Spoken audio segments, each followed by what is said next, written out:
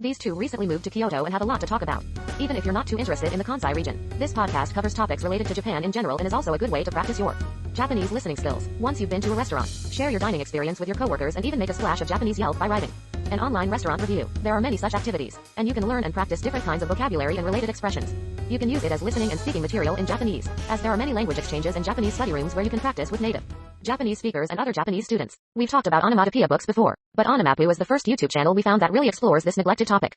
It was launched in early 2020 by Hitoki, a native Japanese speaker who is also fluent in English and Chinese. And the onomatopoeias playlist already includes about 40 different videos. The USJETAA Japanese Book Group is a virtual book club organized by the American Exchange and Teaching Association in Japan and Daniel Morales, translator and co-author of the Japanese blog How to Japanese Times. The goal of this book is to help Japanese language students go beyond understanding the vocabulary and grammar of authentic texts and become critical readers who understand the social implications and context of writing in Japanese. Are you a fan of Kyoto or want to learn more about the city?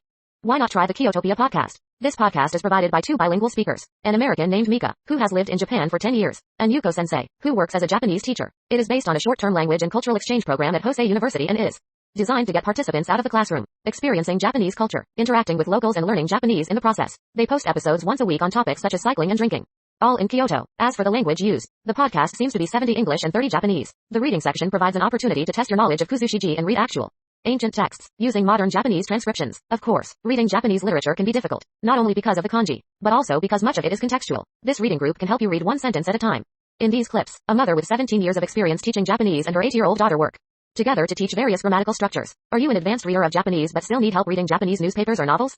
If so, this is the book for you. There are no subtitles, but since the actors in the movies usually speak very clearly, this is a good exercise in Japanese listening skills. Although the content and site are not specifically aimed at Japanese students, it's a great way to immerse yourself in the world of theater. The presenter speaks at a natural speed, which can be a bit difficult for beginners, but he provides Japanese transcriptions in 3 different formats through a patron kana and kanji, only hiragana and romaji.